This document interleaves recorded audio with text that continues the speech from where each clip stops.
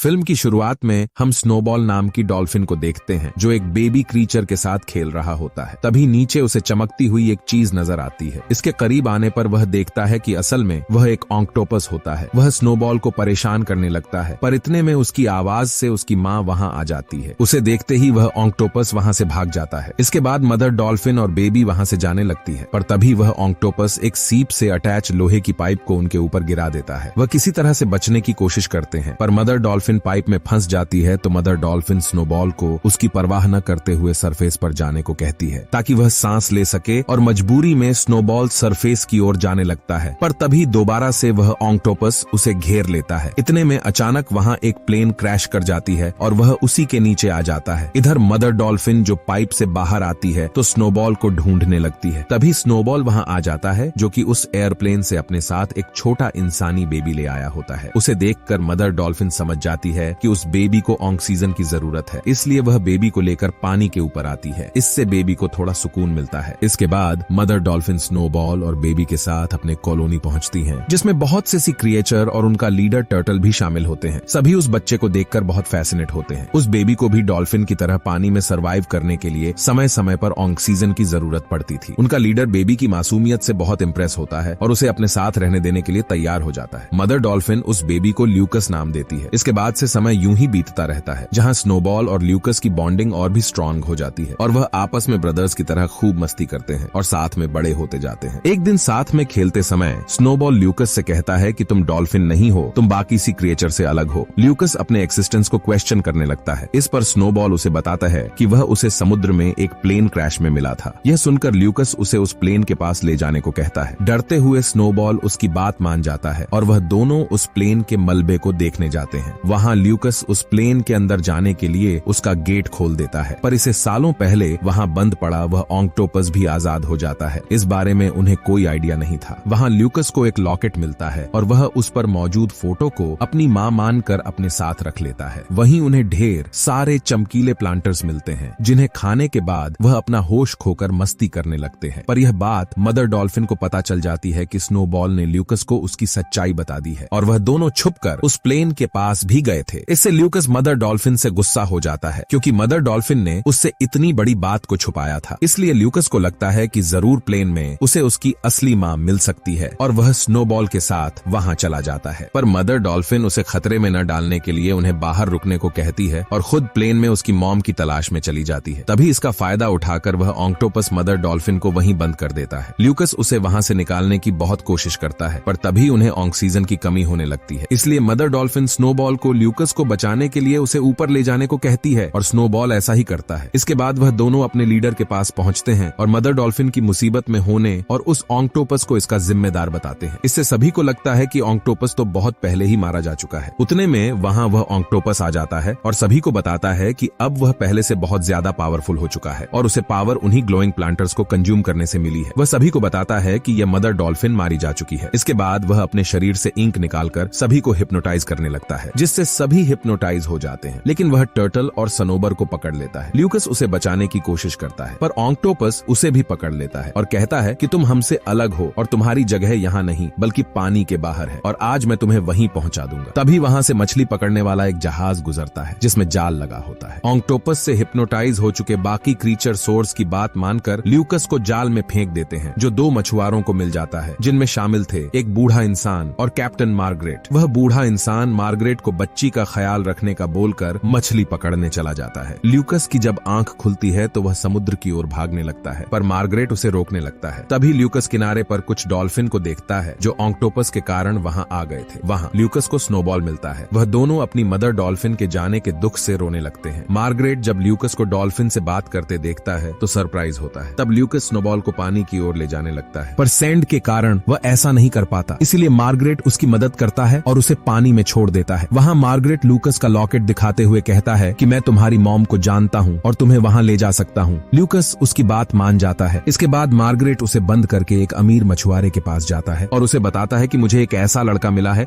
जो मछलियों से बात कर सकता है और पानी में सर्वाइव कर सकता है। पर यह सुनकर सभी उसका मजाक बनाने लगते हैं और वह अमीर मछुआरा उससे कहता है कि अगर ऐसा है तो वह लड़का जरूर अच्छा स्विमर भी होगा और वह मार्गरेट को सेल हंटिंग कंपटीशन के लिए चैलेंज करता है, जिस पर मार्गरेट भी उसकी बात मान जाता है। दूसरी ओर ल्यूक्स उस घर से बाहर निकलकर बाहर आ जाता है और अपनी मॉम को ढूंढने लगता है। उसी दौरान उसे एक फेस वॉश से मछली के चिल्लाने की आवाज आती है जो ल्यूकस से उसे बचाने में मदद मांग रही होती है। ल्यूक्स उसकी बात मानकर उसे वहां से लेकर भागने लगता है। इस वजह से वहां के लोग उसे चोर समझकर उसके पीछे पड़ जाते हैं। आखिर में ल्यूकस फिश को किसी तरह समुद्र में फेंक देता है, पर वह लोग उसे पकड़ लेते हैं और उसे लेकर उस अमीर मछुआरे के पास जाते हैं। फिर मार्गरेट ल्यूकस को वहां से बचा लेता है। इसके बाद से मार्गरेट कॉम्पिटिशन के लिए ल्यूकस की तैयारी शुरू कर देता है और उससे डील करता है कि अगर ल्यूकस उस कॉम्पिटिशन में जीत जाएगा तो वह उसे उसकी मॉम से मिलवा देगा। इसी तरह से कॉम्पिटिशन का दिन आता है जहां मछुआरे के 4 आदमी एक एक करके समुद्र में कूद जाते हैं। इसके बाद ल्यूकस भी स्नोबॉल बुलाता है और उसके साथ समुद्र में सीसेल ढूंढना शुरू कर देता है। वहीं हमें समुद्र में एक और आदमी नजर आता है जो समुद्र के अंदर स्विमिंग सूट पहने किसी चीज की तलाश कर रहा होता है और उसे ल्यूकस का वह लॉकेट मिल जाता है। वहीं मछुआरे के चारों आदमी बड़ी तेजी से ढेर सारे सीसेल कलेक्ट कर लेते हैं। जब सेल को काउंट किया जाता है तो ल्यूकस उनकी बराबरी नहीं कर पाता और उसने बहुत ही कम सेल्स कलेक्ट किए होते हैं। इस कारण से मार्गरेट भी शर्त हार जाता है और शर्त के अनुसार उसे मछुआरे की शिप में काम करना पड़ता। पर उनके जाने के बाद मार्गरेट को पता चलता है कि ल्यूकस द्वारा कलेक्ट किए गए सारे सीसेल में कीमती मोती होते हैं। यह देखकर वह खुशी से नाचने लगता है क्योंकि इन मोती से वह अमीर हो सकता था। तभी वहां कुछ एंकर आकर उनकी नाव पर लगते हैं। यह देखकर मार्गरेट उन मोतियों को बचाने के लिए उन्हें खा जाता है। उतने में एक एंकर आकर उसके सिर पर लगता है जिससे वह वहीं बेहोश हो जाता है और आंख खुलने पर मार्गरेट लूकस दोनों खुद को एक बड़े शिप पर बंधा हुआ पाते हैं जहां उन्हें 3 लेडीज भी नजर आती हैं। वह मार्गरेट को डराकर उनसे उन मोतियों के बारे में पूछ रही होती है, पर तब उन्हें पता चलता है कि मार्गरेट ने उन्हें खा लिया है। इसलिए वह उन्हें लेकर